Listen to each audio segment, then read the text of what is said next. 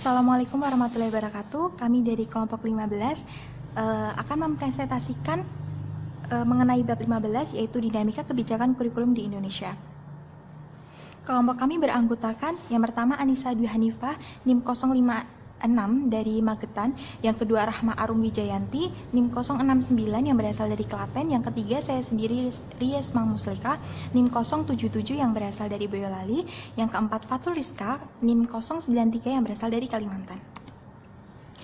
Kita akan membahas 6 materi di sini. Yang pertama, pengembangan kurikulum. Yang kedua, dinamika perkembangan kurikulum pendidikan di Indonesia yang terbagi menjadi dua, yaitu kurikulum pendidikan dalam kemerdekaan, dan yang kedua kurikulum pendidikan pasca kemerdekaan.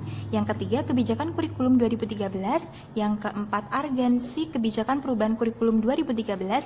Yang kelima, elemen perubahan kurikulum 2013. Dan yang keenam, implikasi perubahan kurikulum 2013 dalam sistem pembelajaran. Kita masuk ke materi yang pertama, yaitu pengembangan kurikulum. Secara etimologi, kurikulum atau curriculum berasal dari bahasa Yunani, yaitu kurir yang berarti berlari dan curir yang artinya tempat berpacu. Dalam bahasa Latin, kurikulum semula berarti a running course or race course, especially a carried race course, dan terdapat pula dalam bahasa Prancis yaitu courir artinya to run, berlari. Kemudian istilah itu digunakan untuk sejumlah course atau mata pelajaran yang harus ditempuh untuk mencapai gelar suatu ijazah. Dan kurikulum dalam Sisdiknas nomor 20 tahun 2003 itu dijelaskan sebagai seperangkat rencana dan pengaturan mengenai tujuan, isi, dan bahan pembelajaran serta cara yang digunakan sebagai pedoman dalam penyusunan kurikulum tingkat satuan pendidikan dan silabusnya pada setiap satuan pendidikan. Dan materi yang kedua yaitu dinamika pengembangan kurikulum pendidikan di Indonesia. Itu ada dua, dibagi menjadi dua. Yang pertama itu kurikulum pendidikan prakemerdekaan. Pada masa prakemerdekaan itu dipengaruhi oleh kolonialisme, di mana kebijakan dan praktik pendidikan itu dikelola dan dikendalikan oleh penjajah. Tujuannya adalah mendukung dan memperkuat kepentingan kekuasaan penjajah dan menjadikan pribumi sebagai abdi untuk memenuhi kebutuhan pegawai.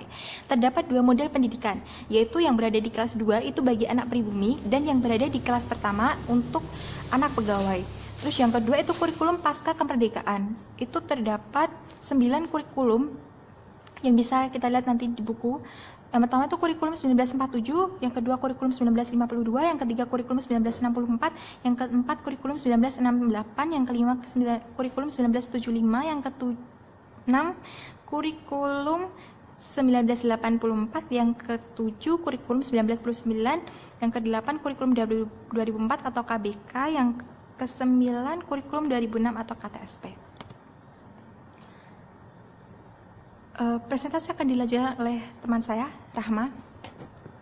Saya Rahma Arum Wijayanti, NIM A320190069. Selanjutnya bagian kebijakan kurikulum 2013. Kurikulum menjadi petunjuk dan arah terhadap keberhasilan pendidikan. Kurikulum menjadi penuntun atau guide para pelaksana pendidik-pendidik, tenaga kependidikan untuk mengembangkan kreativitas dan kemampuannya dalam mengembangkan dan menjabarkan berbagai materi dan perangkat pembelajaran. Yang kedua, kehadiran kurikulum 2013 diharapkan mampu melengkapi kekurangan-kekurangan yang ada pada kurikulum sebelumnya. Kurikulum 2013 disusun dengan mengembangkan dan memperkuat sikap, pengetahuan, dan keterampilan secara berimbang. Perubahan kurikulum 2013 merupakan wujud dari pengembangan dan penyempurnaan kurikulum sebelum kurikulum KTSP pada tahun 2006 yang dalam implementasinya dijumpai beberapa masalah, yaitu yang pertama, konten kurikulum yang terlalu padat. Yang kedua, belum sepenuhnya berbasis kompetensi yang sesuai dengan tuntunan pendidikan nasional. Yang ketiga, kompetensi belum menggambarkan secara holistik bermain sikap, keterampilan, dan pengetahuan. Yang keempat, beberapa kompetensi yang dibutuhkan sesuai dengan pengembangan kebutuhan. Yang kelima, kurikulum belum peka dan tanggap terhadap perubahan sosial. Yang keenam, standar proses pembelajaran belum menggambarkan urutan yang perinci.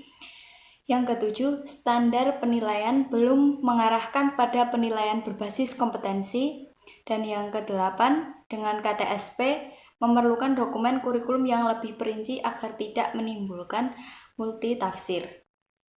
Titik tekan pengembangan kurikulum 2013 ini adalah penyempurnaan pola pikir, penguatan tata kelola kurikulum, pendalaman dan pengulasan materi, penguatan proses pembelajaran, dan penyesuaian beban belajar agar dapat menjamin kesesuaian antara apa yang diinginkan dan apa yang dihasilkan. Saya Anissa Dwi Hanifah, NIM A3 2019 0056, asal dari Magetan. Yang selanjutnya adalah 4. Urgensi kebijakan perubahan kurikulum 2013.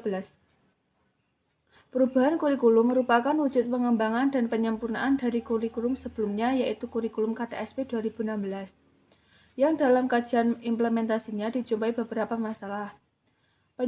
Kurikulum 2013 menitikberatkan pada penyempurnaan pola pikir, pengetahuan tata kelola kurikulum, pendalaman dan perluasan materi, penguatan proses pembelajaran, dan penyesuaian beban belajar agar dapat menjamin kesesuaian antara apa yang diinginkan dan apa yang dihasilkan.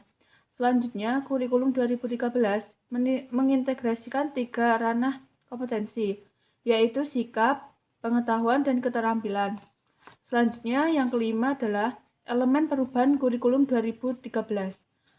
Yang pertama adalah standar kompetensi lulusan atau SKL, yaitu adanya peningkatan dan keseimbangan soft skill dan hard skill dengan mengasah 3 aspek, yaitu sikap, pengetahuan, dan keterampilan. Yang kedua, standar isi atau SI, yaitu pada perubahan SI, di mana pada KTSP 2006, kompetensi diturunkan dari mata pelajaran. Pada kurikulum 2013, mata pelajaran diturunkan dari kompetensi. Adapun pendekatannya sama-sama dilakukan melalui pendekatan mata pelajaran. Yang ketiga yaitu standar proses, yaitu semula berfokus pada eksplorasi, elaborasi, dan konfirmasi. Pada kurikulum 2013 dilengkapi dengan pendekatan saintifik, yaitu pengamatan atau observing, menanya atau questioning, mengeksplorasi atau exploring, menegosiasi atau associating, dan mengkomunikasikan atau communicating. Selanjutnya, yang keempat, standar penilaian. Penilaian yang dilakukan adalah berbasis kompetensi, yaitu pergeseran dari penilaian melalui tes, mengukur kompetensi pengetahuan berdasarkan hasil saja menuju penilaian autentik, yaitu mengukur semua kompetensi sikap, keterampilan, dan pengetahuan berdasarkan proses dan hasil. Memperkuat model penilaian PAP atau penilaian acuan patokan, yaitu pencapaian hasil belajar yang didasarkan pada posisi skor yang diperoleh terhadap skor ideal atau maksimal, dan mendorong pemanfaatan portofolio yang dibuat siswa sebagai instrumen utama penilaian. Saya Fatul Rizka, NIM A320190093, asal Kalimantan Barat. Yang terakhir, implikasi perubahan kurikulum 2013 dalam sistem pembelajaran. Perubahan kurikulum 2013 membawa implikasi pada sistem pembelajaran yang dilakukan. Implikasi perubahan kurikulum 2013 tersebut meliputi 4 hal, yaitu model pembelajaran berupa tematik integratif, pendekatan saintifik, strategi aktif, dan penilaian autentik. Yang pertama, model pembelajaran tematik terpadu merupakan pendekatan pembelajaran yang mengintegrasikan berbagai kompetensi dari berbagai mata pelajaran ke dalam berbagai tema. Yang kedua, pendekatan saintifik merupakan pembelajaran yang dilakukan agar peserta didik secara aktif mampu menyusun konsep, hukum, atau prinsip melalui tahap-tahap mengamati, merumuskan masalah, mengajukan atau merumuskan hipotesis, mengumpulkan data dengan berbagai teknik, menganalisis data, menarik kesimpulan, dan mengkomunikasikan konsep, hukum, atau prinsip-prinsip yang ditemukan. Yang ketiga, strategi pembelajaran aktif, bahwa strategi pembelajaran kurikulum 2013 diarahkan untuk memfasilitasi pencapaian kompetensi yang telah dirancang dalam dokumen kurikulum agar setiap individu mampu menjadi pembelajar mandiri sepanjang hayat. Yang keempat, Penelitian autentik berarti dapat dipercaya, asli, nyata, valid, atau reliable.